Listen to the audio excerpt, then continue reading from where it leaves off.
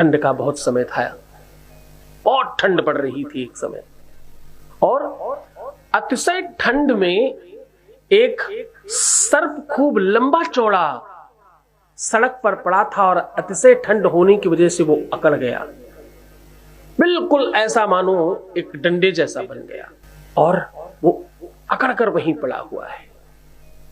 उसी रास्ते से एक बिना आंखों वाला आदमी, दिव्यांग, जिसकी आंखें नहीं थी, जिसकी रोशनी नहीं थी, वो वहां से गुजर रहा था और उसकी डंडी टूट गई। उसकी डंडी यहां वहां शायद हाथ से छूट गई। उसने खोज कर, क्योंकि जब आंख नहीं हो तो आप अनुमान से काम करते हैं, जब आपको कुछ दिखता नहीं है तो आप हर चीज अनुमानित तरीके से करते हैं। तो उसने आसपास ढूंढने की कोशिश की। उसके स्पर्श में वो जो सर्प अकड़ कर पड़ा था वो हाथ में आ गया। उसने कहा ये तो बड़ा चिकना और बड़ा अच्छा डंडा मालूम होता है, इसके सहारे हम बड़े अच्छे से चल सकते हैं। उसने वो सर्प को डंडा समझकर हाथ में ले लिया और आगे चलने लगा। ये देखकर सामने एक आंखों वाला आदमी खड़ा था। उसने निवेदन किया, अरे भैया मेरी बात सुनो, ये जो तुमने हाथ में लिया है ये डंडा नहीं है, ये सर्प है, और ये अभी ठंड की वजह से अकड़ कर खड़ा है। जैसे ही ठंड थोड़ी कम होगी, सूर्य उदय होगा, सूर्य का प्रकाश होगा, सूर्य की उष्णा इस पर पड़ेगी, ये विष उगलेगा। इसका स्वभाव है, इसका व्यक्तित्व है, इसका यही काम है। ये विष उगलता है और ये विष फेंकता है, ये विष डालता है और आपकी कदाचित मृत्यु हो सकती है। आप बचिए इससे, इसे छोड़ दीजिए।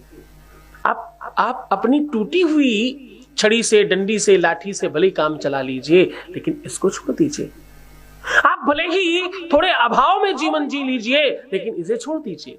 हो सकता है कि आपको थोड़ी तकलीफ हो सकता है कि थोड़ी आपको समस्या हो बिना डंडी के, लेकिन ये डंडी आपका जीवन ले सकती है।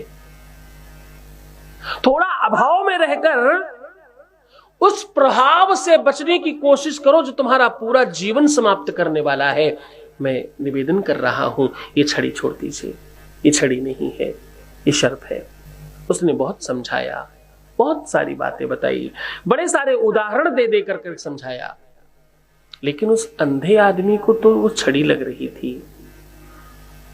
आपने जिस बात को जो जैसा मान लिया है आपको वही दिखाई पड़ेगा। ध्यान से समझना, तुमने जो मान लिया है, तुम्हारी मान्यता सत्य को असत्य और असत्य को सत्य बना देती है। तुमने मान लिया है, ऐसा ही है। कभी कभी तुम दुख को सुख और सुख को दुख समझ लेते हो। बहुत सारे ऐसे लोग हैं जिनको ये समझाया जाए कि ये गलत है तो उनको वो बात गलत लगने लगेगी। बहुत सारे लोग हैं जिनको किसी संगति से बचाने की कोई कोशिश करे तो उनको वो इंसान बुरा लगने लग जाएगा। जो दर्शन है, आप कभी भी किसी की बात तब समझ सकते हैं, तब मान सकते हैं जब आप सामने वाले को सत्य समझेंगे, जब उसके प्रति तुम्हारा आदर होगा, जब तुम्हारा उसके प्रति सम्मान होगा। आपको पता है पहले गुरुजी लोगों की पूजा क्यों करते थे? गुरु पूर्णिमा के बाद ही क्यों सत्र शुरू करते थे शिक्षा का? क्यों? क्योंकि उनके प्रति पहले आदर होना आवश्यक है। जब आदर सम्मान होगा, जब देवतुल्य भावनाएं होंगी, तो वो जो भी कुछ बता रहे होंगे आप उसे वैसा ही सहज स्वीकार करेंगे और आप उस पर ही मनन चिंतन करेंगे और आप श्रेष्ठ हो जाएंगे। ये भावना थी। उस आंख वाले व्यक्ति ने बड़ा समझाया, लेकिन उस अंधे के दिमाग में, मन मस्तिष्क में तो वो सत्य जाने को तैयार ही नहीं था, क्योंकि उसने एक असत्य को सत्य मान रखा था। मान्यता, सोच, तुम जिस प्रकार से चिंतन करने लगते हो वैसी चीजें हो जाती हैं। तो क्या हुआ? उस अंधे व्यक्ति ने उसे मना कर दिया। बोले भैया तुमको मेरी छड़ी शायद ज्यादा पसंद है, शायद तुम मेरी छड़ी ले लेना चाहते हो, तुम्हें शर्म नहीं आती? मुझ अंधे की छड़ी लेकर तुम क्या करोगे? हाँ, तुम तो आंखों वाले इंसान हो, तुम तो ज्ञानी भी लगते हो, तुम तो समझदार भी लगते हो, तुम तो विद्वान भी लगते हो, फिर तुम मुझ अंधे के चक्कर में क्यों पड़े हो? भैया आंख वाले व्यक्ति हो तुम, आगे बढ़ो यार, अपना काम देखो, मुझ गरीब पर थोड़ी दया करो। मुझे इस पहली बार इतनी अच्छी लाठी मिली है मुझे, इसका स्पर्श इतना चिकना और इतना बढ़िया है, मैंने इससे पहले ऐसी लाठी नहीं देखी। उस आंख वाले ने फिर समझाया, बाबा मृत्यु कभी कभी बड़ी सुंदर लगती है। जब आप नीचे गिर रहे होते हैं तो साइकिल आराम से चलती है। संकट तो तब आता है जब आप ऊपर चल रहे होते हैं, मेहनत तो तब लगती है जब आप ऊपर जा रहे होते हैं। ये अच्छी लगने वाली चीज अच्छी है नहीं बाबा। अरे बोले भैया तुम मुझे माफ करो, इतनी बढ़िया लाठी मैंने अपनी लाइफ में देखी नहीं। क्या सुडौल लाठी है, ऊपर से मोटी है और नीचे से पतली है। इतनी बढ़िया, इतनी चकाचक, इतनी बेहतरीन लाठी मैंने नहीं देखी कभी। तुम्हें मेरी लाठी से प्रेम लग रहा है, इसके प्रति तुम्हारा मोह लग रहा है, और मुझे 100% पता चल रहा है तुम इसे हड़प लेने वाले हो, इसलिए मुझे मेरे हाल पर छोड़ दो। बहुत समझा लेने के बाद भी वो अंधे व्यक्ति नहीं माने। थोड़ी दूर चले, कुछ धूप हुई और उस सर्प में धीरे धीरे जान आई। उस अंधे व्यक्ति ने सर्प का मुख हाथ में ही पकड़ रखा था और उस सर्प ने उसे डस लिया और वो मर गए। बहुत समझाने के बाद भी दूर बैठा वो व्यक्ति सिर्फ विलाप करता रह गया।